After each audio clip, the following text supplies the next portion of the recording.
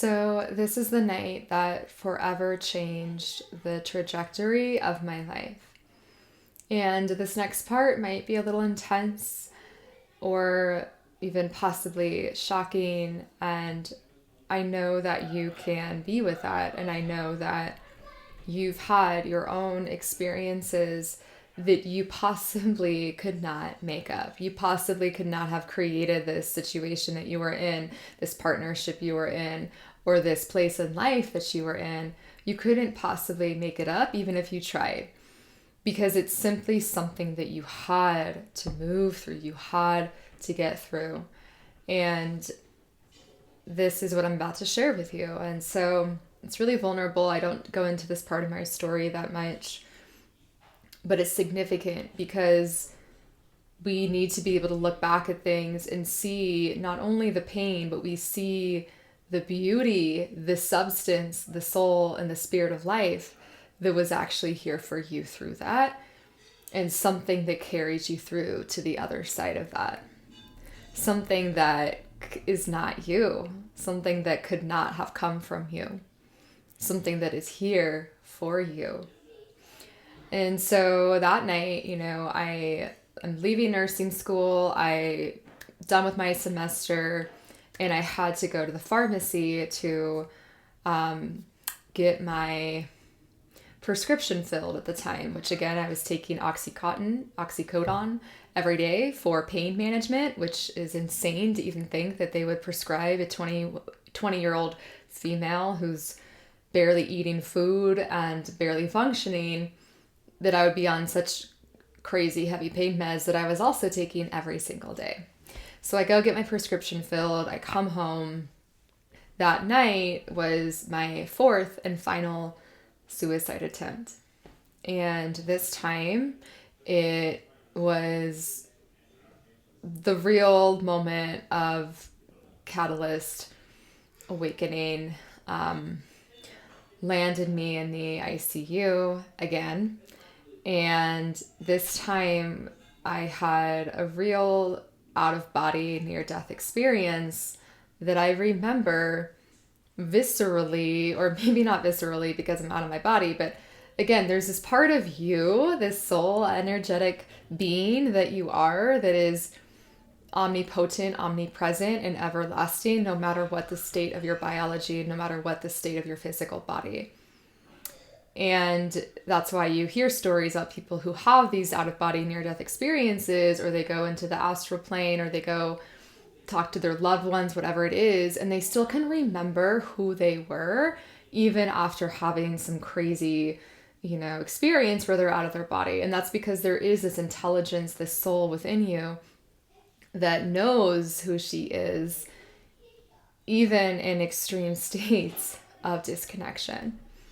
So I want you to stay with me in this, and this might be, again, I don't know, this might feel like a stretch. This might feel like a resonance. This might feel like a yes. This might feel like a, I know what you're describing, even if you haven't had your own experience like this, where you feel something bigger than you. Maybe this is a spiritual awakening. This is a moment in nature.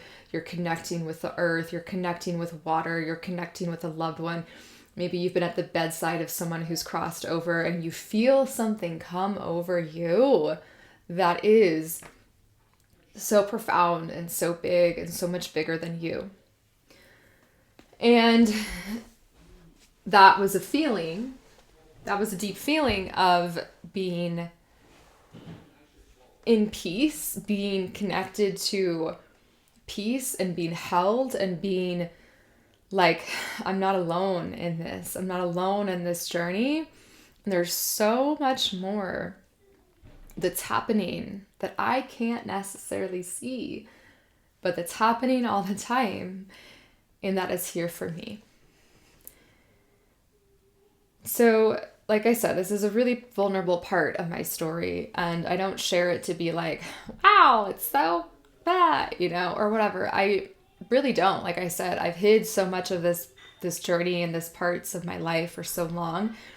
And I also believe there's parts of our journey and story that we get to have just for us, and we get to keep just for us. And so that's why there are certain details that I don't want to go into here. And that's because I feel like it's for me, and I can still share that with you through energy, through relationship, through connection. That doesn't need to be transmitted through word, because you can feel it through presence. You can feel it through lived experience. And I think when it comes to our own stories of awakening or shock or initiation, or whether that's near death or these twists and turns, or just constantly feeling like you were being derailed on your path and had to just keep surviving, like that Soul Survivor song, you know what I'm saying? You're just like, here I am. Okay, this is it now. This is it. This is it. You know, here I am having this another landing in the hospital.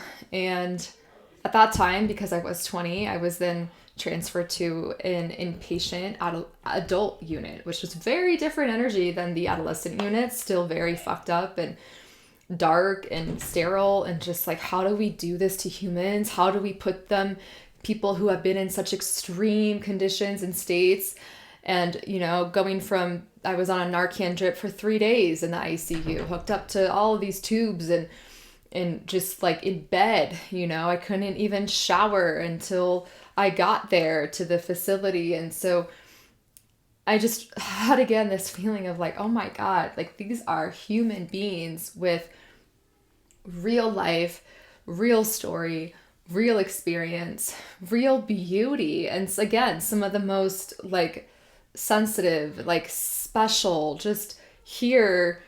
But what do? We numb them out. We label them. You're diagnosed. You got to take your pills. You got to do this. You got to be in this whole system, and that's who you are. And so here I am in the adult unit. And the part that I do want to share with you about this experience was when I was able to, again, wow, details that I normally like never talk about or share really. So that's why I'm taking you into this, because there are certain parts that the words do matter, the story does matter, the essence is what matters most. And so here I am, you know, tried to end my life, and then I go to this facility, and I remember all I wanted was to take a shower. I was like, can I please take a shower? And of course, because you're not a safe human, you are considered a threat to yourself, you're considered a threat to others. And all I wanted was just to take a shower. And so at these places, they have to time you when you're in the shower, because you're not safe, you know? And so here I am absorbing this belief, I'm not safe, I'm not a safe human. Like, yeah, I know I've been through some shit, but like, damn, like you're gonna just keep putting that on me? Anyways, so I take my shower. It's this very small, maybe like 3x3. Again, there's a timer, there's these locks, all of this like system just to be able to cleanse my body.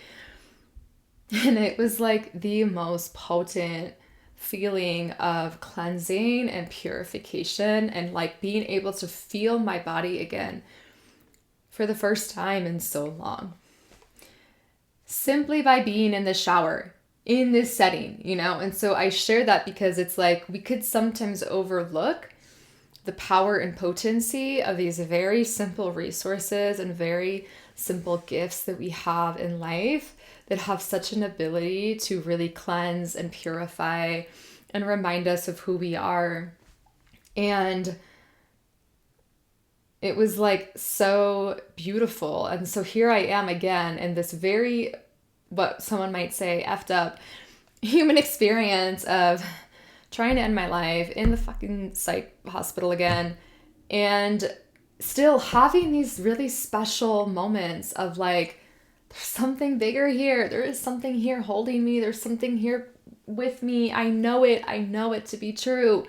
And so if that presence is with me, and if there's this presence inside of me, call it intuition, call it soul, call it your inner knowing, whatever you want to call it. If I could access those two things in some of the most crazy human circumstances, if I could access those in these states, even when I didn't know the language, I didn't know all this terminology at this time. I was just trying to stay alive, basically. And so if I can access these during these circumstances, what does that mean for us in our life? What does that mean for you? And can we look back? Can we even see right now in our present life, like how there is actually, oh, there's something for me to into here. There's something for me to listen to here. There's something for me to remember here. There is a path. Even this, young girl who's in this setting, there's a path for her life. There is a path for her life. I had no idea what that was going to be.